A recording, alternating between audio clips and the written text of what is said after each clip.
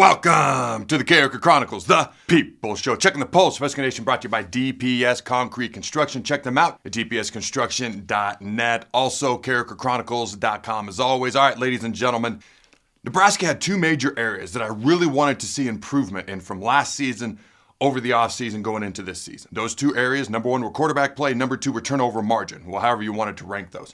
And if you're like me and you think it's pretty obvious that there's been noticeable improvement in those two areas and you think the Blackshirts are now playing like they're fully capable of, at least the past two games going into the bye week, then smash that like button. As always, if you haven't done so yet, subscribe, ring that notification bell. If you missed my gut reaction yesterday, you can go check it out. You don't want to miss any of the content we're doing here in the near future. I got more surprise interviews coming up throughout the season going into the offseason. I'm going to be joined by Brett Ciencia, who's been around for over a decade, Pick Six Previews. I want to make sure I get this right. His College Football Preview magazine has been named the #1 most accurate preview magazine since 2013. That's the past 11 years. He's going to come on Tuesday evening and talk specifically about the Huskers so far this year, but even more importantly, the Huskers' last 6 games, the Huskers themselves and their opponents going forward. Now, if you watch my show on a consistent basis or semi-consistent basis at all, you know I don't do grading shows very often. In fact, I think I've only done 2. I did a mid-season grade and a final end-of-the-season grade last year for Matt Rhule's first season. I think that's really it. So this is my 3rd grading show of all time. This is the mid-season grades for Nebraska's 2024 season. We're halfway through the year, 6 games in, heading into the bye week. Here's what we're going to grade. Nebraska's pass offense, rush offense, and the overall grade for the offense, pass defense, rush defense, overall grade for the defense, as well as special teams.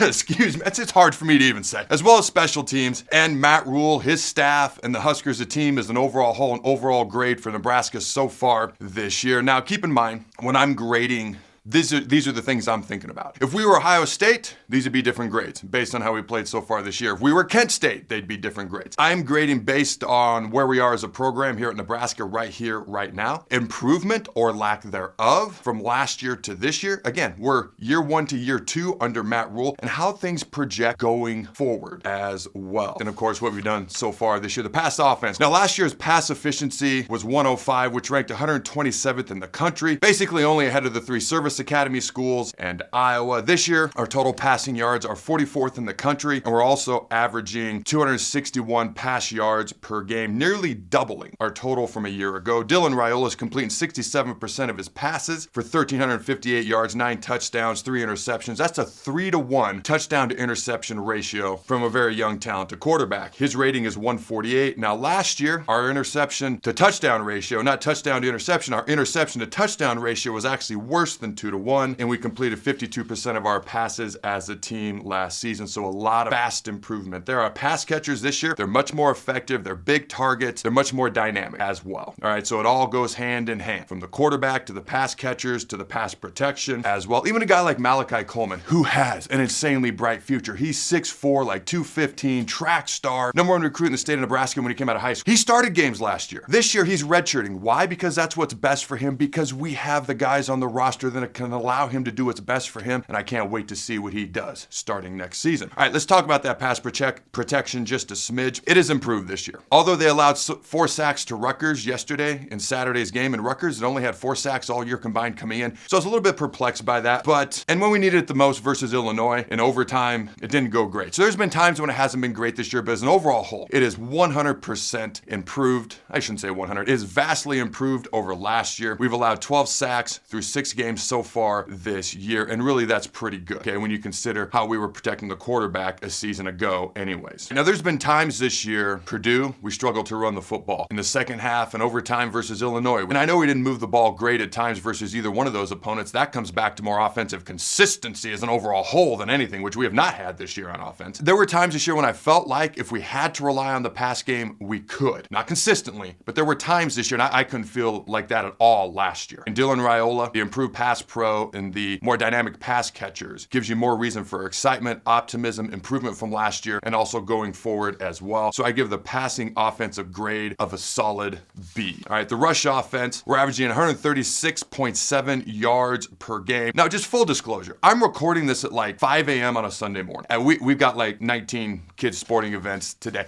But when I'm looking up these stats, not all the sites are updated. And I discovered that after a while, and it's driving me nuts. But here's what I know. I was able able to gather enough information to be more than accurate. Okay, so some of these sites were driving me nuts because they weren't updated from yesterday's games yet, but we've got more than enough information to make a very good assessment. We're averaging 136.7 yards per game, around 86th in the country, and last I looked, we were right behind Louisiana Monroe and right in front of USC. We're averaging 3.9 yards per carry, which is actually a correction from my gut reaction show yesterday. Now, to be fair, that does include, it's not very good if you want to run the ball effectively, to be honest with you. But it does include Dylan Raiola and his sack numbers, which is negative 4.1 yards per carry for Dylan on the season. It also incorporates Corey Barney, a wide receiver on sweeps, who's averaging 14.9 yards per rush. So it probably balances out, but we have 9 rushing touchdowns this season. All right, we're the 13th ranked rushing offense in the Big Ten out of 18 teams. We were number 2 a year ago, but obviously we're able to pass the ball more. We're not running with the quarterback like we were either. I am a little bit perplexed by this running game, though, I must admit, because we have a huge, experienced offensive line, highly recruited guys. We're in our 3rd year under offensive line coach Donovan Raiola, and we have 4 legit talented running backs. Yet we did run the ball noticeably better last year when it was much more predictable that we were going to run the ball, because you could argue being able to throw the passes should open up the running lane. So I'm a little bit perplexed why the running game, we are not as effective this year as we were last year. And here's what I think happened. There's only so much time in a day. And I guarantee the coaches said, hey, we got this young quarterback. We have to protect him. All right, a young quarterback can't be running for his life, trying to adjust to caller's life, trying to learn a new offense, trying to do all these things. We've got to protect him. And there's only so much time in a day. It's hard to get better at everything. So it's hard to get better at your pass blocking, which they clearly are, and your run blocking. I think for me, though, I was really just hoping they would stay equal to when it came to run blocking from last year. We've not been as physical this year in the run game. I'm still shocked we couldn't run the ball on Purdue, by the way. I was hoping we'd just stay the same in the run blocking department and just improve in the pass pro. It appears we vastly improved in the pass pro, okay, and I know we gave up 4 sacks to Rutgers, but as an overall whole, but we definitely digressed when it comes to physicality in the running game. In the Rutgers game, I'm starting to think maybe we had 2 backs kind of emerge a little bit. Dante Dowdell had 14 carries. Emmett Johnson also had 14 carries. I hope we have a 2-headed, quote-unquote, monster running back now. Now, I don't want to say that having too many running backs is like having too many quarterbacks. When you have 2 quarterbacks, you really have 0, but it's one of those things where if you've got 3, 4 running backs going into the game at all times, plus your wide receiver is getting the ball on sweeps and whatnot, and that's part of the running game as well, it's hard for anybody to actually get into the game. So if we found our 2 main running backs, I hope that's the case, it'll be better for our running game going forward. I also can't help but wonder if we've got a bit of an identity crisis on offense. Marcus Satterfield wants to pass the ball more. Matt Rhule wants to be physical and run the ball more. And then even when it comes to our running game, who are we in the run game? Early in the season, it appeared we wanted to be downhill type of power, hit you in the teeth, knock you backwards type running game, and that's who we are. Anytime it's 4th and short, 4th and goal on the 1-yard line, that's what we're going to do. But the rest of the time, are we a zone running team? Are we sweeps with wide receivers? I don't think we've found any consistent success in anything, so we don't really have an identity on offense as a whole, but particularly the running game, what type of a running team we're going to be. I give our running game grade so far this year, for me, it's a C. All right, overall offensive grade, we're averaging 381 yards of total offense per game. That's 10th in the Big Ten, about 80th in the country. Scoring offense, we're averaging 28 points per game. That's 10 better than last year. We were averaging 18 points per game a season ago. All right, 28 points per game is 8th in the Big Ten. Again, about 80th in the country. That's not going to wow you, but the jump from 121st in the country last year to where we are now is obviously quite the leap and very, very good comparatively speaking. I don't feel like we have to win games in spite of our offense. I feel like the offense can do things at times, not consistently yet, but at times they can do things offensively. They got to figure out a way to do it for 4 quarters and make adjustments throughout the game, especially with the offensive coaching staff on a more consistent basis. All right, now I'm grading this a lot based on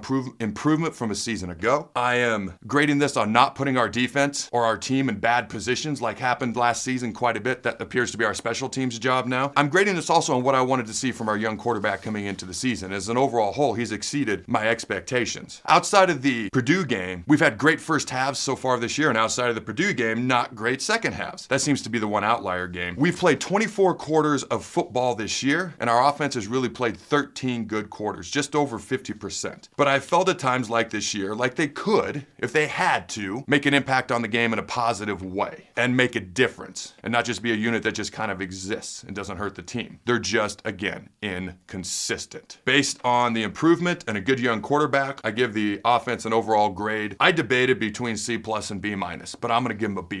Give a shout out to our sponsors, DPS Concrete Construction. Check them out at dpsconstruction.net. Specifically, if this is your line of work, and this is what you do for a living. Concrete work, retaining wall work, things of that nature. All right, driveways, roads, etc. Go to dpsconstruction.net. Get a hold of Jason Armstrong. He's a phenomenal boss. He does a phenomenal job running the company. If this is the type of work you have done, go to dpsconstruction.net and they will do a phenomenal job for you. Also, Allen Capital Group. I've mentioned it before and I'll say it again. This is the financial group that does my family's finances. They've done it for over a decade, over 10 years. There's nothing that puts your mind at peace quite like knowing your family's finances are in good hands because they're knowledgeable and they're trustworthy. That's rare and that's hard to find. They have offices in Omaha, Ogallala, and Grand Island. Check them out at allencapgroup.com. That's ALLEN capgroup.com. Allen Capital Group, next level solutions for next level needs. Now, our pass defense. They're allowing 188.3 yards per game. That's 11th in the Big Ten. They have 20 sacks on the year so far. James Williams and Ty Robinson are both tied with 4 sacks apiece to lead the team, to lead the Blackshirts. We have 7 interceptions so far this season. Malcolm Hartzog has 2 to lead the Blackshirts as well. Zaire Wright has stepped up and played very well. Now the stats, I'll be honest with you, the stats were a little bit better in certain departments a season ago. Okay, and I think that they would even tell you that, but what the Blackshirts did versus a very good Colorado passing game, and I think people are starting to see Colorado's 4-1. They are better than they were a year ago, and they're actually like a contender in the Big 12. It still remains to see how good they are. But what they did versus those elite receivers and that elite quarterback was very impressive to me on that night. And frankly, the stats, compare them to last year, whatever the case may be, but sometimes the human being, the host of this show, has to step in and say, this is what I see now. The run defense is the strength of this Blackshirt defense, and we'll get to that in a second. They woke up after the Illinois game. The Blackshirts did. Sometimes a loss can make you better because you're forced to address things that in a win might mask. You have to get better and face yourself in the mirror after a loss when a win might mask something or cover something up. And I think the Blackshirts were actually better for that loss, as weird as that might be to hear and for me to say. Our pass defense, I debated. They're near top 40 in the country. I debated between a B or a B+. All right, with the pass defense, I am going to go with a B+ for the Blackshirts on the pass defense.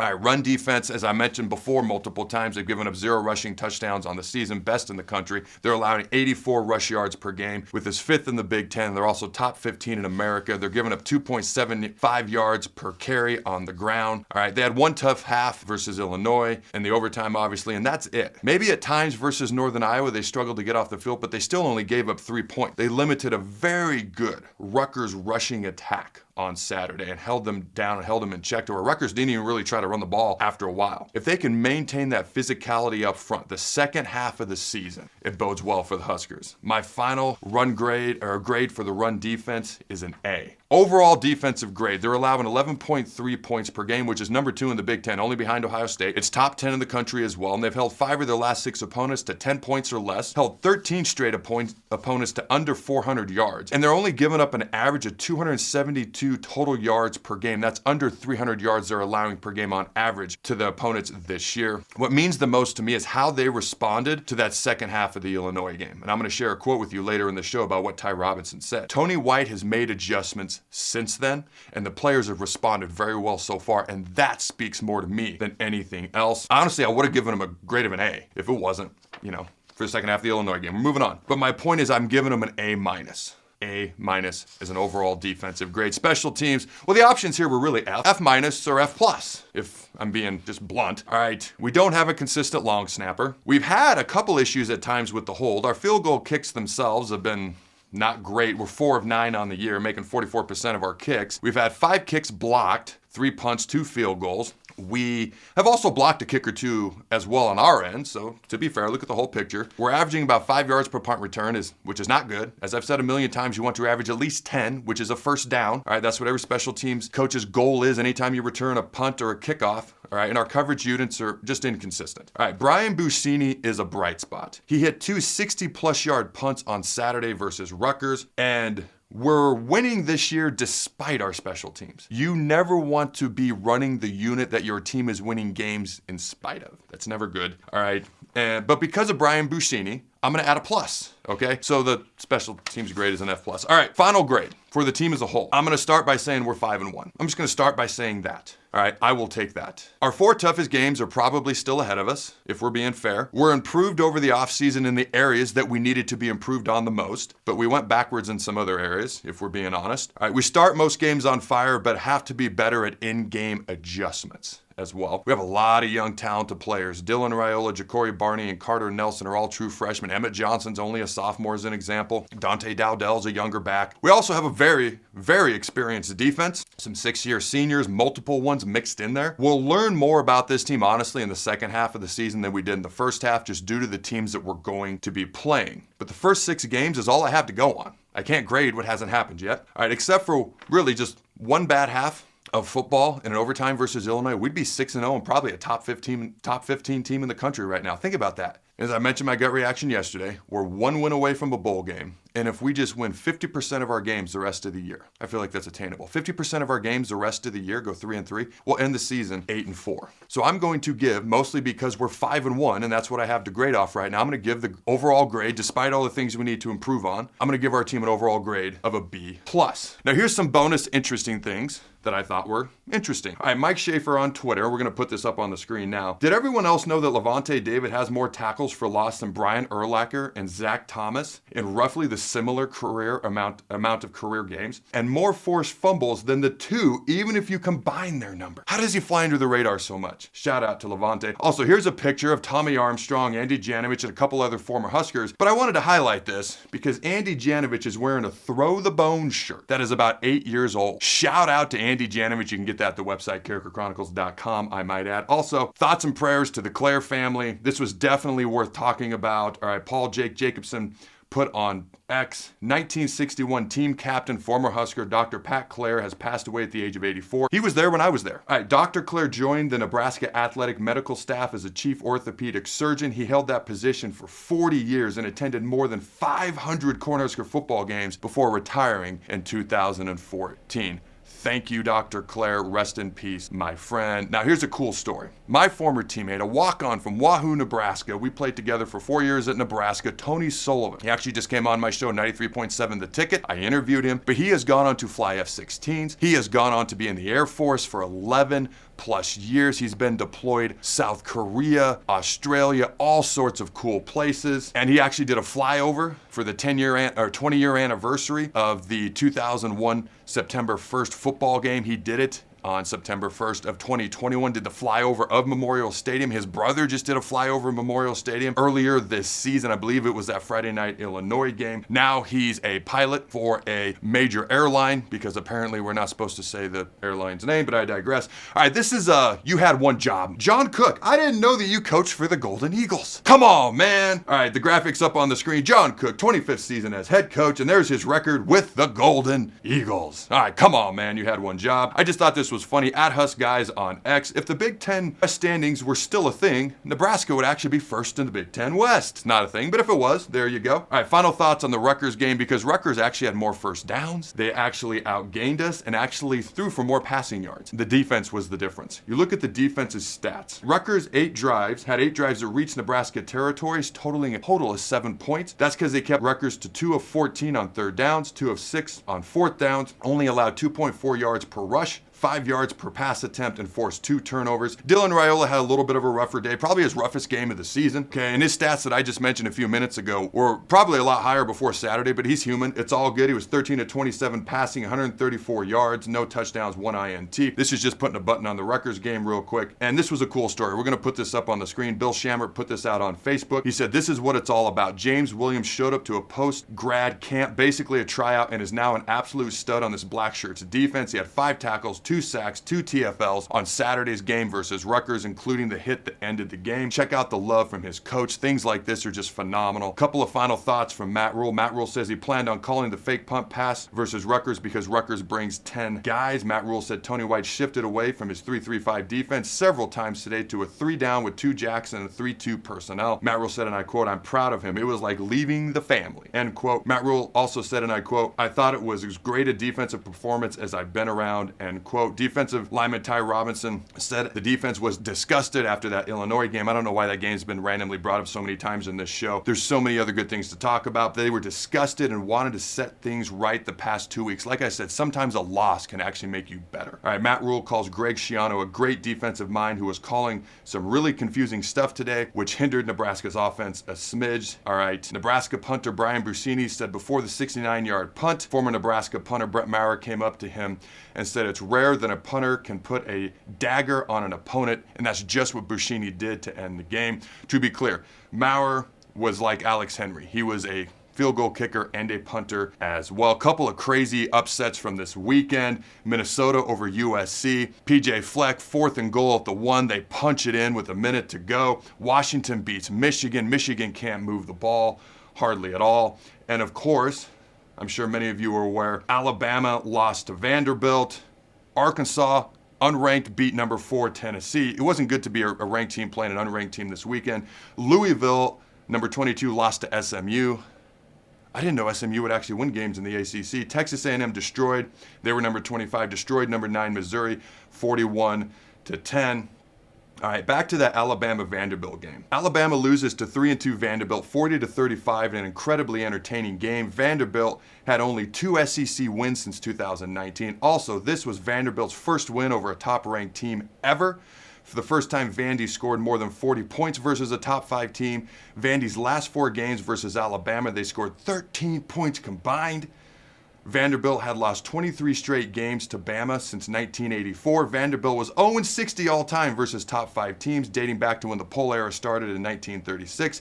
Alabama is now the 4th number 1 team to beat a top 2 ranked team and then lose to an unranked team the next week. True freshman DBs just killed Alabama. They're insanely talented. They have the number 1, when it comes to talent composite ranking, they have the number 1 most talented roster in America, but they have a lot of true freshmen back there. There's a learning process for everybody, ladies and gentlemen.